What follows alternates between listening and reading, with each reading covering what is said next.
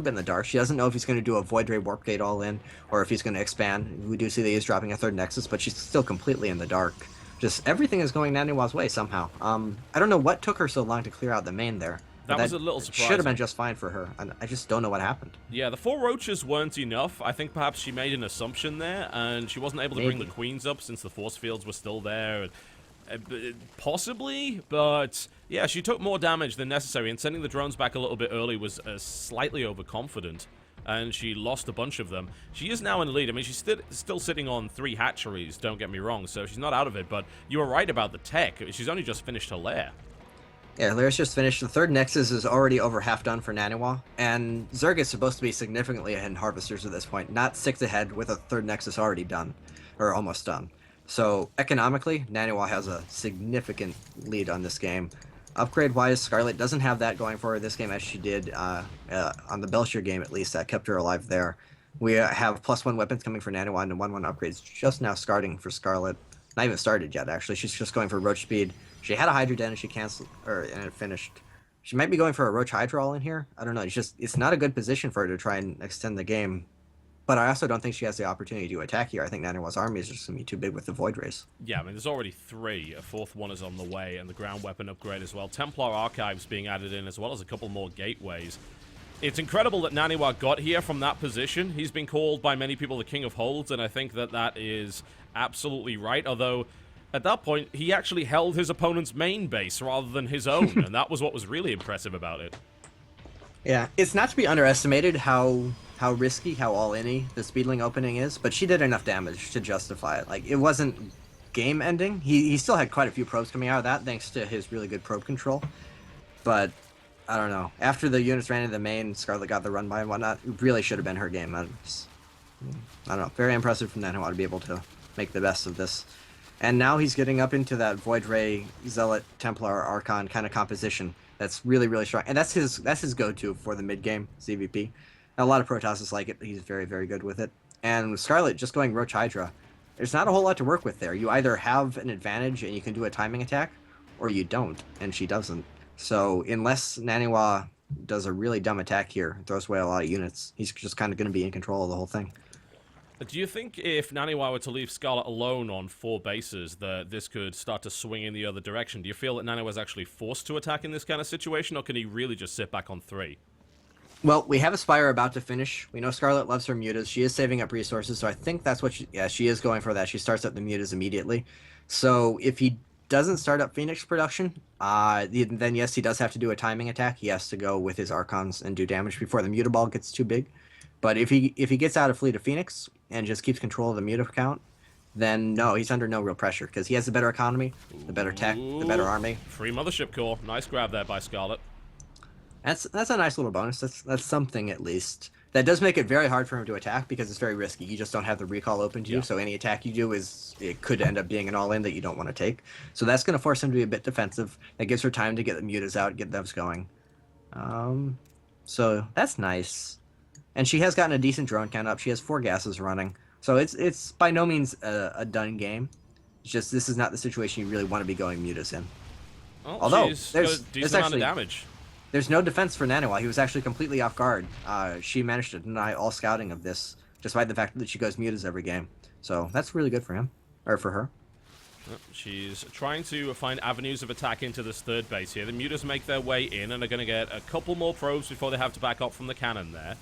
Almost got that red health one, but she is starting to do little bits of damage here and there, and since Naniwa's not been able to attack or apply any kind of harassment, she's back on 85 drones. She's on 4 bases. Her tech's really starting to get rolling now.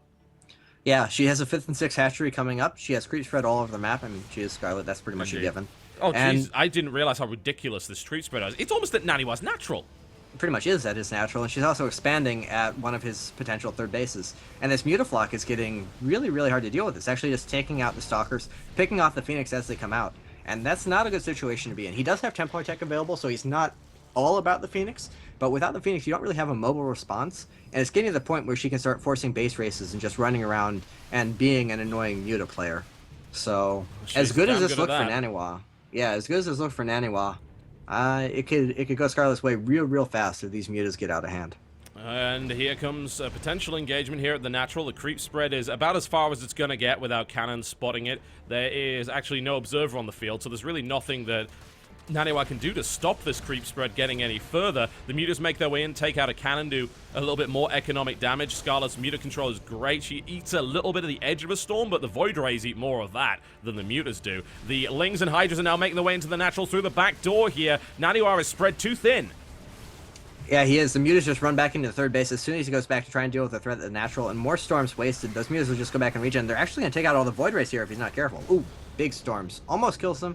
But now they just go back, and in a couple of minutes, they'll be green health again. And that's the infuriating thing about Mutalisks, and these Hydralisks are having a lot of fun against the Zealots right now, picking off as many as they can. Naniwa's army is significantly smaller than his opponent, but that doesn't really mean too much when we're dealing with Protoss with high-power units like Void Rays and High Templar, but so far Scarlett's shown no willingness to eat storms. She's getting out of them incredibly fast. Yeah, pretty much perfect control from her thus far. I don't know. I was pretty scared for her when she was actually down in workers, no tech, no nothing, etc. But she turned this around very, very easily. Just getting caught off guard by those mutas, you can't afford that as Protoss. That was kind of a mistake from Naniwa. Yep, Storm actually working against the Zealots more so than anything else, doing pretty bad damage as they try to retreat away from the Hydralist DPS. The base in Naniwa's 4th has been taken now, and it's being established with Spine Crawlers. The entire map is now in Scarlett's control. She has almost every expansion. The mutas are coming in, and finally some storm damage is done, but it did take 3 storms to eat away at that. So he's burning through a lot of storm energy here. He is, and she is now maxed. She has a ton of income. She doesn't have the biggest gas bank, so that could be a bit of a concern if she somehow loses all of her mutas at once. But you mentioned that he doesn't have an observer. He doesn't even have a robo. Yeah. So this creep is here to stay. Forever, yeah. The spine crawlers are coming up. That's going to be a problem. Spore crawlers as well. Actually putting them right below the ramp. Scarlett getting a little bit cocky there. She knows she's in complete control of this game. I think she's not beyond rubbing it in a little bit there. No. But no, that's also a not. good tactical decision, of course. That's his next base. So the harder you make it to take, the better that is for you. But yeah, Scarlett just in complete control. She's got Infestors coming out. Her hive is already finished. Double upgrades for the air units. 2/2 coming for the mutas. Corruptors as well out as well. She doesn't even really need those, but she has them just to help. No. This is getting a tad silly right now on the creep spread situation. Creep is almost getting up to the Protoss buildings and covering it here. And this is just perfect map control. It's basically a giant map hack here for Scarlett. She can see everything. She can outmaneuver. Storms are not landing here for Naniwa. He is going to try and make his way to this 4th base, but there's a forest of spine crawlers and huge amounts of Zerg units. The Storms are going to have to be phenomenal here. They blanket everything, including his own units, knowing, look, I've got to fight the best I can, and that did a lot of damage. Those Storms actually pushing Scarlett back significantly. A lot of damage being done to that muta count, and it looks like Naniwa is going to be able to break his own 4th. Yep, Storm's doing what they do, killing off Zerg units. And Naniwa actually has a lot of Templar left over. If he just morphs those all into Archons and attack moves right now, he might be able to kill her. Because she has 18 mutas coming out, and mutas cannot fight against Archons. It just does not happen. And he has enough money and enough support units that might be able to keep them alive and just kind of all in. But I don't know. Still some mutas are out, and they're actually going to pick off a bunch of Templar here. That's really, really bad for Naniwa. Oh, never mind. The fungal is not enough to kill him off. And I don't think Naniwa's going to make that same mistake twice and allow those mutas to get in there. If he really does, should just make those all into Archons at this point. Seems like a plan. They don't have that much energy anyway, so I think that's probably the right call there.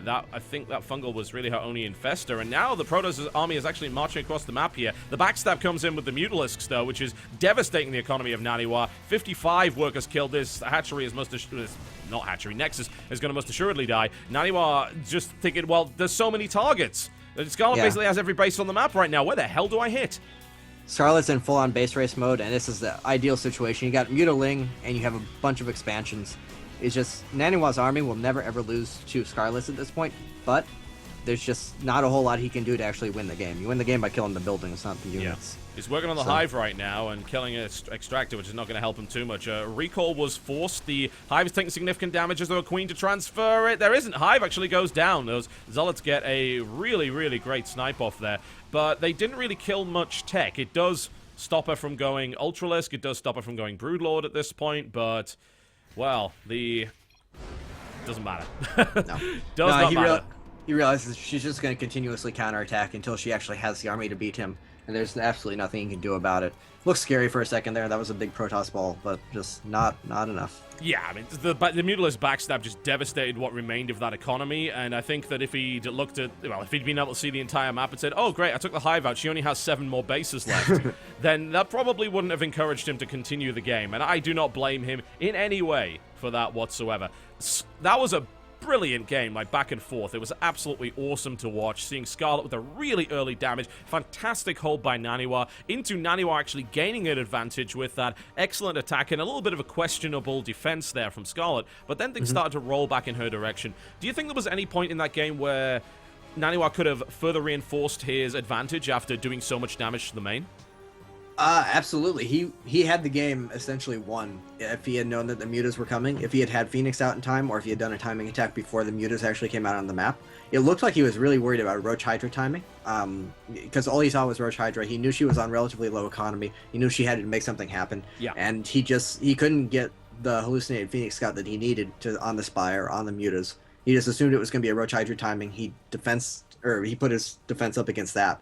Was completely off guard against the mutas. And just, you can't be off guard against mutas when that happens, especially against a player like Scarlett. Yeah, Scarlet mutas in particular are kind of like lifelings. They get just a little bit extra out of them. It's actually kind of unfair and scary, but that was a brilliant game. This series is down to the wire, and I'm loving that it hasn't been a 4-0. It's 2-2 in this series right now. The people that brought you this series, you really need to thank them because it's already been great. They're down the bottom of the screen right now. I'd like to particularly highlight blockchain.info, which is one of the places to make a Bitcoin wallet. You can make a free Bitcoin wallet, as many as you like. You can use it to make worldwide payments for free, and it gives you a whole bunch of different things, including security features like the ability to actually print out your wallet. So even if you were to lose your password, your physical printout in a QR code can be used to scan your wallet right back in again. It's really quite fancy, and you can check it out over at blockchain.info, and it's going to be what we're going to use to pay the winner of this show match. Check him out on Twitter at Bitcoin, and Roger Kev... I'm sorry, I can't pronounce your name. Roger KVER on Twitter is the blockchain.info sponsor. I want to take a short break, folks. When we come back, Game 5. Oh yes, it is going there. Game 5 of Scarlett versus Naniwa.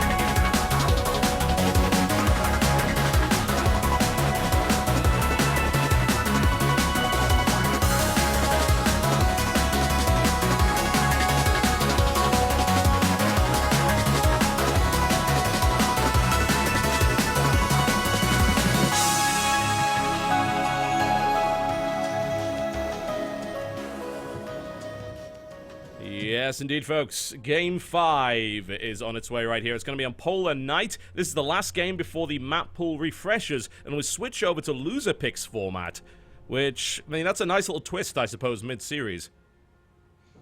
Yeah, it is. That's an interesting one. I'm not sure if I've ever actually played or in or seen a match that had that feature. So that's going to be pretty interesting. I would say that it goes Naniwa's way. I feel like Polar Knight and Yunsu are more Protoss favored than Frost and Star Station are Zerg favored. But Naniwa lost on Yunsu, and they both seem to be losing on the maps they're supposed to win on. So I don't know if that actually helps him out as much as it would in theory. That's absolutely true. I have no idea where this series is going. It has been absolutely fantastic so far, incredibly close, and really interesting on all sides. We're seeing obvious mind games going on. We're seeing really good back and forth play, in particular on Game 4 in Yonsu. And now we go to Polar Night, Game 5. To the north position, in the blue trunks, playing Protoss. From Team Alliance, he is Naniwa. Versus his opponent to the south position. From Team Acer, having taken her least favorite map in the map pool in a pretty convincing fashion. That's gotta give her a boost going into this. In the red trunks, playing Zerg, Acer Scarlett. Yeah, and that was not just a build order win. She ended up way ahead because of a kind of a cheesy build order, but then she lost that advantage. She was behind, then she was able to just completely outplay him anyway. He made mistakes, she played perfectly, and just, I don't know. That inspires a lot of confidence when you can pull that off on a map that you explicitly really don't like. Gotta agree with that. No real question.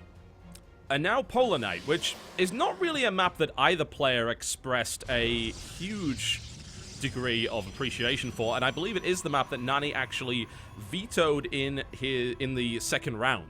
So this is not a map that will be played again.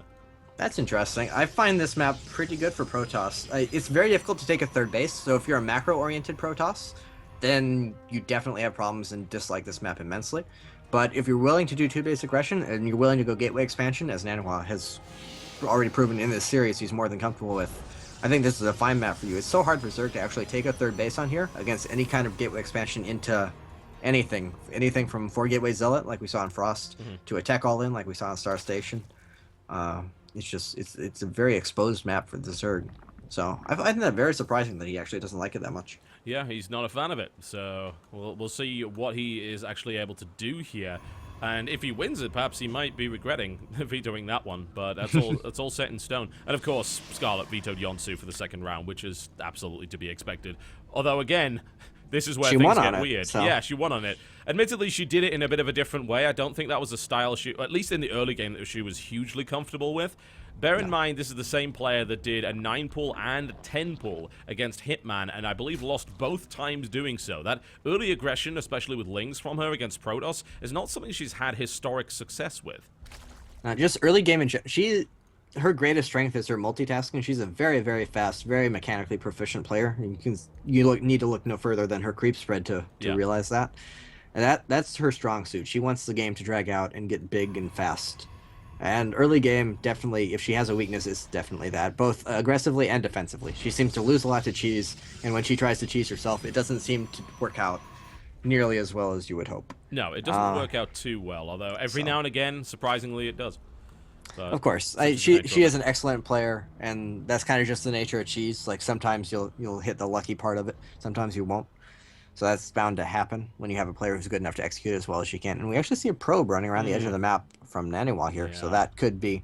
Oh, yeah, he doesn't have a gas yet. No fourth gate just yet, but I would not be at all surprised to see it. But Scarlett actually has an Overlord well in position to check on the gas timing. She's going in right now to look at that. Yep, she sees no gas. Yep. As also the chrono boot's on the warp gate, so she has to know something's happening here. She's still building drones. She's got 2 queens on the way. She put down 2 extractors, of course, at that point, because you can't really go without that. But I wonder if she will try and actively scout to try and find this pylon, or whether or not she'll just rely on spine crawlers and as many queens and lings as she can get her hands on here. Yeah, it looks like she's going for the double upgrade ling build. That is, a really quick Twilight Council. Yeah. So presumably the DT build once again, after realizing that she had scouted and that she was not putting down a third base anyway. But it looks like she's going for that 2-base ling upgrade style. We know she likes it on this map, on any map where there's a difficult to take third base. And we've already seen her play it in this series, so no surprise there. She wasn't able to scout that gas going up which is a little awkward. I mean, she could easily just check it out there again, but I'm always afraid with Scarlett because it's happened against Hitman and other Protoss players before that she misreads what's coming. Yeah, even already in this series, that happened in the first game. And 4 Zealots and a Mothership Core actually coming in here. 3 Queens, but I'm not sure if they have any transfuses at all, so this could be kind of iffy. Yeah, very little transfuse energy. They need 50. One's about to have it, but it's also about to get stabbed in the neck, so that's something to avoid there. Transfuse is now available. So far, she's managed to avoid losing the Queens. Taking out one Zealot, a second one's going to go down. This hold is looking pretty good right now. She survives, but the thing is, Naniwa only lost 4 Zealots there. Yeah. Scarlett had to make 2 spine crawlers. She does cancel one now. Make 2 spine crawlers, and then she made at least 30-some lings, maybe more. So that's a lot of larvae out the window, a lot of resources out the window. Her queens were all sitting down there instead of being in her main macroing. Pardon me, she has another one in her main. But those queens were using their time defending instead of spreading creep and doing anything more productive. And the Dark Shrine is already nearly completed. We see no detection at all. Yeah. Layer's on the way up a little bit quicker for her, which I guess is helpful, but there is the potential for that Dark Shrine to hit really hard. And all the lings are just... she's going to find it. She's going to find it. Can she kill it before the DTs come in? I don't think so, maybe? It's going to be, like, absurdly close. Really close. No, I think she's going to get it. It's, like, as close as it can be. It's finished. Yeah, she's going to get it. No. Wonderful pick off there for Scarlett. But there is another pylon further down. If she finds that, she is going to find that, so that's fantastic. The DTs will be able to warp in, though. And there they go. Yep. See, no Spore Crawlers yet, and no Overseer. Well, obviously, the lair has not finished just yet. 20 seconds for that lair to finish, and then we could actually see the Overseer coming in. Lings are starting to make their way back. Metabolic Boost is about to finish here. It's a bit of a hike for these DTs, but they're about to make their way into the natural here. A Spore's going to come up. That's most likely going to... That was not the time for Scarlett to lag out. Wow. She saw the DTs and was just like, nope, not playing this. Kick the power button. Yeah, currently there is actually an ice storm over in Canada right now. I'm hoping that everything is okay for her. It seems to be. I guess you would tell us if it wasn't. Yeah, she started producing things, so she is playing. Yeah. Overseers are on the way, but that hatchery's going to fall once again. And this time she's not on transfuse energy, but not too much. This time she's not on 3 hatcheries. She's on 2 hatcheries. So losing this is half of her income and half of her production. And the DTs are going to get away scot-free. Yep, the Overseers are on the way, but... she blocked them off really nicely there. That was actually fantastic hold position control. And she's trying to protect this hatchery going up there. She will be able to. The recall comes in from Naniwa. Really smart play from him getting out there safely. And we actually have a Warp Prism. A Warp Prism and another DT. So it looks like he's actually going to continue the harassment. And he's going double upgrades now, which is an interesting counter to the Ling style because you're taking away the advantage. Oh, Archons. So she's just going to go, or he's just going to go for... I don't know what he's going to do. Huh. Maybe... I don't know. This is weird. I guess he's just harassing with the Archons. I guess so. We could see some Archon drop play, which is something you never really see. But I mean, they're in the Warp Prism, so we'll see how it goes. The Lings are now making their way across the map looking for a hole. There won't be one. That's really not going to happen, I don't think, with this, and I'd be surprised if she commits, and she, of course, isn't going to do that. The 2 hatcheries are about back up again, so her income is going to start to spike up. She's been doing a lot of long-distance mining, but for the last couple of minutes, she's definitely been behind economically.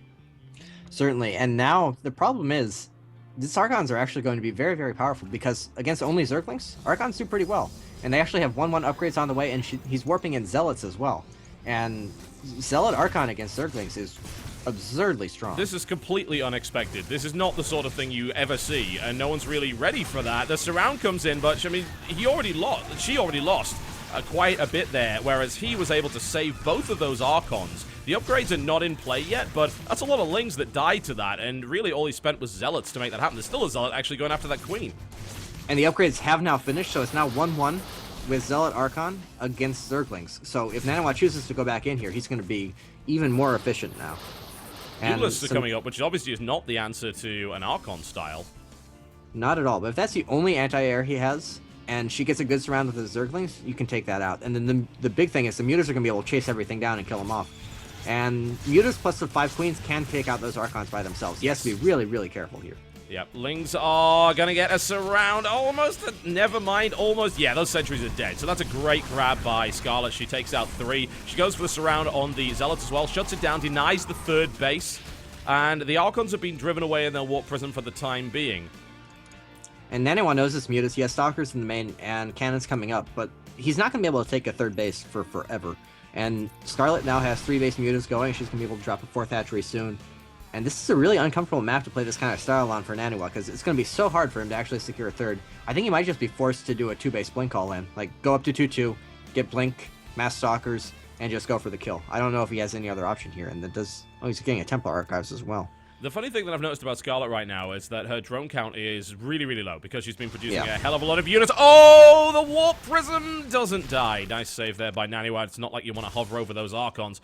So I guess it's a good job if you put Archons in your Warp Prism. No one wants to go anywhere near them with Mutas. But do you think that drone count is going to be hurting Scarlett in any way? Absolutely, because at some point she does have to get more drones. She's producing a bunch of them now, and Naniwa is going to have a really, really strong timing. He lost a lot of units early on. He's had the 3rd Nexus canceled, but he's going to have 2-2 upgrades very quickly. He's going to have that Templar Archive. He already has access to the Archons, which are, of course, great against Mutaling. So I think Naniwa's going to be forced to all-in just because it's so hard to take a third base on this map, especially against a player with Mutas such as Scarlett. But that all-in is going to be really, really powerful once it gets going. That's very true. The Mutas come in, and Scarlett loses a few of them uncharacteristically here, but she wants to kill as many Stalkers as possible. Maybe she smells the same thing with that many Stalkers warping in. Oh, maybe it's a Blink Stalker all in, so I better kill as many Blink Stalkers as I can before that actually hits. Yeah, at this point she has to know. She has full map vision. She knows there's no 3rd Nexus coming up. She knows the upgrades, the tech choices that Naniwa's making. She has pretty much full information. She has to know that attack is coming. She's making nothing but Mutas and Lings right now. The thing is, Mutas and Lings are pretty terrible in a straight-up fight against this kind of composition. Especially with 2 Archons in the mix there. You know, if those Archons had died, maybe that would have been a little bit different, but 2 Archons there really throws that for a loop. Yeah, and it's going to be 4 Archons before this attack actually happens. So this is just getting scarier and scarier. I mean, she's doing a pretty good job of picking off as many workers and just stray units as she can here, but at the end of the day, she's going to have to engage this giant ball, and the question is, what's she going to engage it with? Yeah, she doesn't have a big spine crawler wall anywhere to fall back on. She doesn't have Baneling tech available. She does have very good upgrades. Her Lings are 2-2. Her Mutas have +1.